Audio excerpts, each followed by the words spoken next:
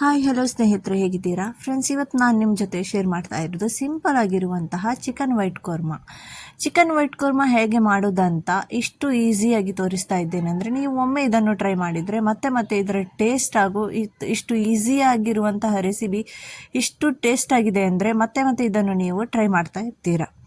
ಬನ್ನಿ ಫ್ರೆಂಡ್ಸ್, ಈಗ ಇಲ್ಲಿ ನಾನು ತಗೊಂಡಿದ್ದೇನೆ 1 kg ಚಿಕನ್.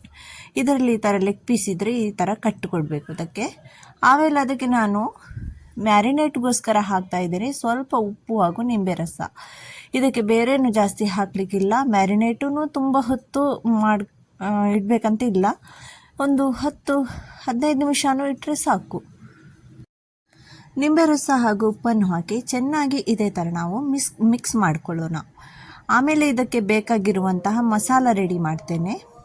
ಈ ಚಿಕನ್ ವೈಟ್ ಕೋರ್ಮಾ ಮಾಡಲಿಕ್ಕೋಸ್ಕರ ತುಂಬ ಏನು ಮಸಾಲ ಬೇಕಂತ ಇಲ್ಲ ಫ್ರೆಂಡ್ಸ್, ಸ್ವಲ್ಪ ಮಸಾಲದಲ್ಲಿ ರೆಡಿ ಆಗ್ತದೆ. ಇಲ್ಲಿ 4 ಈರುಳ್ಳಿಯನ್ನು ತಗೊಂಡಿದ್ದೇನೆ. ನಾನು ಇಲ್ಲಿ ಮೀಡಿಯಮ್ ಸೈಜದ್ದು 4 ಈರುಳ್ಳಿ ತಗೊಂಡಿದ್ದೇನೆ. ದೊಡ್ಡ ಈರುಳ್ಳಿ ಆದರೆ 2 ತಗೊಳ್ಳಿ. ಈರುಳ್ಳಿಯನ್ನು ಈ ಥರ ಸ್ವಲ್ಪ ಕಟ್ಟಿಂಗ್ ಮಾಡೋಣ, ಯಾಕಂದರೆ ಇದನ್ನು ಗ್ರೈಂಡ್ ಮಾಡಲಿಕ್ಕೆ ಉಂಟು. ಗ್ರೈಂಡ್ ಮಾಡುವಾಗ ಇದಕ್ಕೆ ನೀರೇನು ಹಾಕಲಿಕ್ಕಿಲ್ಲ, ಖಾಲಿ ಈ ಥರ ಈರುಳ್ಳಿಯನ್ನು ಪೇಸ್ಟ್ ಮಾಡಿ ತರ್ತೇನೆ ನಾನು. ನೋಡಿ, ಈಗ ಈರುಳ್ಳಿಯನ್ನು ಈ ಥರ ಪೇಸ್ಟ್ ಮಾಡಿದ್ದೇನೆ. ಇದನ್ನೊಂದು ಬೇರೆ ಪಾತ್ರೆಯಲ್ಲಿ ಹಾಕ್ತೇನೆ. ಈಗ ಈರುಳ್ಳಿ ಕಟ್ ಮಾಡಿ ಹಾಕೋದಕ್ಕಿಂತ ನೀವು ಈ ಥರ ಪೇಸ್ಟ್ ಮಾಡಿ ತಗೊಳ್ಳಿ ವೈಟ್ ಕೋರ್ಮಾ ಮಾಡೋದಾದರೆ. ಹಾಗೂ ಇಲ್ಲಿ ಅರ್ಧ kg ಮೊಸರು ಹಾಕ್ತಾ ಇದ್ದೇನೆ. ತುಂಬ ಕ್ರೀಮಿ ಟೈಪಲ್ಲಿ ಇರುವಂತಹ ಮೊಸರನ್ನ ತಗೊಂಡಿದ್ದೇನೆ, ತುಂಬ ತೆಳುವಾಗಿರುವಂತಹ ಮೊಸರಲ್ಲ. ಈಗ ಮೊಸರಲ್ಲಿ ನಾವೆಲ್ಲ ಮಸಾಲ ಮಿಕ್ಸ್ ಮಾಡೋಣ. ಇದು 1 ಟೀ ಸ್ಪೂನ್ ಜೀರಿಗೆ ಪೌಡರ್ ಹಾಗೂ 1 ಟೀ ಸ್ಪೂನ್ ಕೊತ್ತಂಬರಿ ಪೌಡರ್. ಅಂದರೆ ಕೊತ್ತಂಬರಿ ಪೌಡರ್, ಜೀರಿಗೆ ಪೌಡರನ್ನು ಜೀರಿಗೆ ಕೊತ್ತಂಬರಿ ಹುರಿದು ಪೌಡರ್ ಮಾಡ್ಕೊಳ್ಬೇಕು. ಹಾಗೂ ಇದು ಬ್ಲ್ಯಾಕ್ ಪೆಪ್ಪರ್ ಪೌಡರ್, ಕಾಳು ಮೆಣಸು ಪೌಡರ್. ಇದನ್ನೆಲ್ಲ ಚೆನ್ನಾಗಿ ಮೊಸರಲ್ಲಿ ಮಿಕ್ಸ್ ಮಾಡಿಕೊಂಡು ಇಟ್ಕೊಳ್ಳೋಣ ಸೈಡಲ್ಲಿ. ಎಲ್ಲ ಫಸ್ಟಿಗೆ ರೆಡಿ ಮಾಡ್ಕೊಳ್ತೇನೆ ನಾನು. ರೆಡಿ ಮಾಡಿ ಎಲ್ಲ ಸೈಡಲ್ಲಿ ಇಟ್ಕೊಂಡ್ರೆ ಫಟಾಫಟ್ ಅಂತ ನಮಗೆ ಬೇಗನೆ ರೆಡಿ ಆಗ್ತದೆ. ಹಾಗೂ ಇಲ್ಲಿ ಗೋಡಂಬಿ ಸ್ವಲ್ಪ ತಗೊಂಡಿದ್ದೇನೆ, ನೋಡಿ ನೀವು ನೋಡ್ತಾ ಇರ್ಬೋದು. ಗೋಡಂಬಿಯನ್ನು ಒಂದು 10 ನಿಮಿಷ ನೆನೆಸಿಟ್ಟಿದ್ದೇನೆ ನಾನು. ಆಮೇಲೆ ಅದೇ ನೆನೆಸಿಟ್ಟ ನೀರಿನೊಟ್ಟಿಗೆ ಇದನ್ನು ಪೇಸ್ಟ್ ಮಾಡ್ತೇನೆ. ಫೈನ್ ಪೇಸ್ಟ್ ಮಾಡೋಣ. ನೋಡಿ, ಈ ಥರ ಪೇಸ್ಟ್ ಮಾಡಿಕೊಂಡಿದ್ದೇನೆ ಗೋಡಂಬಿ ಕೂಡ. ಇದನ್ನು ಕೂಡ ಸೈಡಲ್ಲಿ ಇಟ್ಕೊಳ್ತೇನೆ. ಈಗ ಒಂದು ಪಾತ್ರೆಯಲ್ಲಿ ಆಯಿಲ್ ಹಾಕೋತೇನೆ. ಆಯಿಲ್ ಸ್ವಲ್ಪ ಜಾಸ್ತಿ ಹಾಕಬೇಕು, ಅಂದರೆ ಈ ವೈಟ್ ಕೋರ್ಮಾದಲ್ಲಿ ಆಯಿಲ್ ಸ್ವಲ್ಪ ಜಾಸ್ತಿ ಇದ್ರೇ ಚೆನ್ನಾಗಿರ್ತದೆ. ಈ ನಮ್ಮ ಚಿಕನ್ ವೈಟ್ ಕೋರ್ಮಾ ನೀವು ಮಟನಲ್ಲಿ ಕೂಡ ಮಾಡ್ಬೋದು. ಇದೇ ಥರ ಸೇಮ್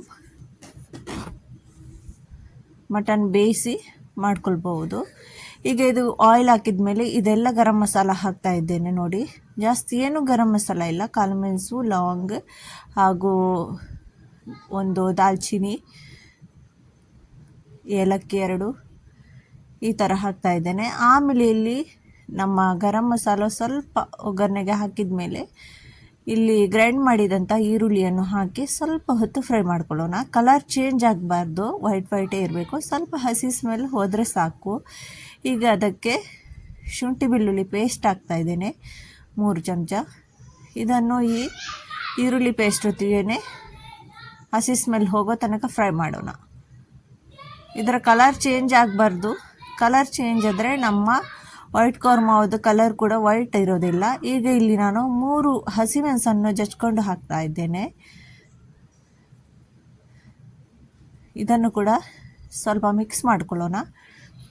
ನೋಡಿ, ಈಗ ಇದು ಇಷ್ಟು ಆದರೆ ಸಾಕು. ಈಗ ಇದಕ್ಕೆ ನಾನು ಹಾಕ್ತಾ ಇದ್ದೇನೆ ನಮ್ಮ ಮ್ಯಾರಿನೇಟೆಡ್ ಚಿಕನ್ ಹಾಕಿ ಸ್ವಲ್ಪ ಹೊತ್ತು ಇದೇ ಥರ ಆಯಿಲಲ್ಲಿ ನಾನು ಮಿಕ್ಸ್ ಮಾಡ್ಕೋತೇನೆ. ಆಮೇಲೆ ಸ್ವಲ್ಪ ಹೊತ್ತು ಒಂದು 5 ನಿಮಿಷ ಮುಚ್ಚಳ ಇಟ್ಟು ಬಿಡ್ತೇನೆ. ಸ್ವಲ್ಪ ಎಣ್ಣೆಯಲ್ಲಿ ಇದ್ರದ್ದು ಕೂಡ ಫ್ರೈ ಸ್ವಲ್ಪ ಹೊತ್ತು ಆಗಲಿ ಅಂತ ಒಂದು 5 ನಿಮಿಷ ಮುಚ್ಚಳ ಇಟ್ಟು ನೋಡಿ. ಈಗ ಇದು ಸ್ವಲ್ಪ ಚಿಕನ್ ಕೂಡ ಕಲರ್ ಚೇಂಜ್ ಆಗಿದೆ. ನಮಗೆ ಇದರಲ್ಲಿ ಚಿಕನ್ ಕೂಡ ತುಂಬ ಒಂಥರ ಸಾಫ್ಟ್ ಆಗಬೇಕಂತೆಲ್ಲ ಈ ನಿಂಬೆ ರಸ ಹಾಕಿದ್ರಿಂದ ಬೇಗನೆ ಸಾಫ್ಟ್ ಆಗ್ತದೆ. ಈಗ ನಮ್ಮ ಈ ಮೊಸರನ್ನು ನಾವು ರೆಡಿ ಮಾಡಿಟ್ಟಂತಹ ಮಸಾಲದೊಟ್ಟಿಗೆ ಹಾಕಿಬಿಡೋಣ.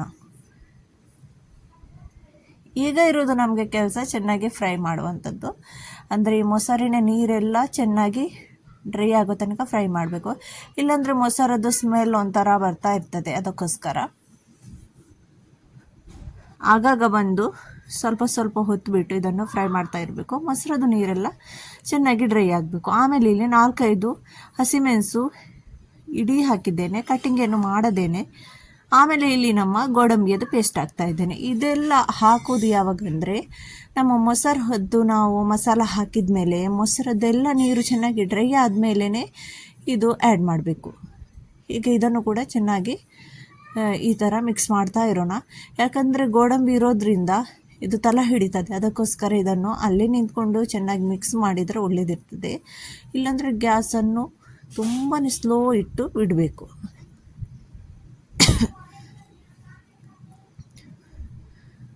ತುಂಬ ದಿವಸದಿಂದ ಈ ವ್ಲಾಗೆಲ್ಲ ಹಾಕದೇ ಇದ್ದ ಕಾರಣ ಫ್ರೆಂಡ್ಸು ವಾಯ್ಸ್ ಕೊಡುವಾಗನೂ ಸ್ವಲ್ಪ ಮಿಸ್ಟೇಕ್ ಆಗ್ತಾ ಇತ್ತು ನನಗೆ. ಈಗ ಇದಕ್ಕೆ ನಮಗೆ ಎಷ್ಟು ಬೇಕೋ ಅಷ್ಟು ನೀರು ಹಾಕಿಬಿಡೋಣ. ತುಂಬಾ ಜಾಸ್ತಿ ನೀರು ಹಾಕಬೇಡಿ, ಜಾಸ್ತಿ ತೆಳು ಮಾಡಬೇಡಿ ಇದನ್ನು. ಇದು ನೀವು ಗೀ ರೈಸ್ ಒಟ್ಟಿಗೆ ಹಾಗೂ ತಂದೂರಿ ರೋಟಿ, ನಿಮ್ಗೆ ಇಷ್ಟ ಬಂದಂಥ ಅಕ್ಕಿ ರೊಟ್ಟಿ ಯಾವುದರಲ್ಲಿ ಕೂಡ ನೀವು ಇದನ್ನು ತಿಂದ್ರೂ ತುಂಬ ಚೆನ್ನಾಗಿರ್ತದೆ. ಇದರ ಟೇಸ್ಟ್ ಅಂತೂ ಹೇಳೋದೇ ಬೇಡ ಫ್ರೆಂಡ್ಸು, ತುಂಬಾ ಚೆನ್ನಾಗಿ ಬರ್ತದೆ. ಈಗ ಇದಕ್ಕೆ ಎಲ್ಲ ರೆಡಿ ಆದಮೇಲೆ ನಿಮಗೆ ಎಷ್ಟು ಬೇಕೋ ಅಷ್ಟು ಕೊತ್ತಂಬರಿ ಸೊಪ್ಪನ್ನು ಹಾಕಿಬಿಡಿ. ಈಗಂತೂ ರೆಡಿ. ನಾನು ಇದನ್ನು ಸ್ವಲ್ಪ ಸ್ಲೋ ಅಲ್ಲಿ ಇಡ್ತೇನೆ, ಯಾಕಂದರೆ ಇನ್ನೂ ಇದರಲ್ಲಿ ಸ್ವಲ್ಪ ಆಯಿಲ್ ಮೇಲೆ ಬರಲಿಕ್ಕೆ ಉಂಟು. ಆಯಿಲ್ ಚೆನ್ನಾಗಿ ಮೇಲೆ ಬರೋವರೆಗೂ ಸ್ಲೋ ಗ್ಯಾಸಲ್ಲಿ ಇಟ್ಬಿಡ್ತೇನೆ. ಈಗಂತೂ ರೆಡಿಯಾಗಿದೆ ನಮ್ಮ ಮಟನ್ ವೈಟ್ ಕೋರ್ಮಾ.